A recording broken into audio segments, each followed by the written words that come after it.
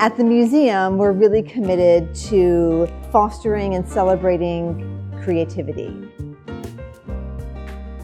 So we are shifting our schedule from 3 8 to 10 week seasons throughout the year to 5 6-week seasons. The period of time between each season will be shorter, and this change in season will be for our kids' studio classes and our teen studio classes.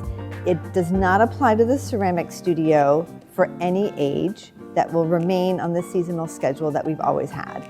And it does not apply to adult classes. Our focus is making our classes for kids and teens really meeting their needs. I really encourage you to go to our website, check out more information there, and then come to the MAM School of Art.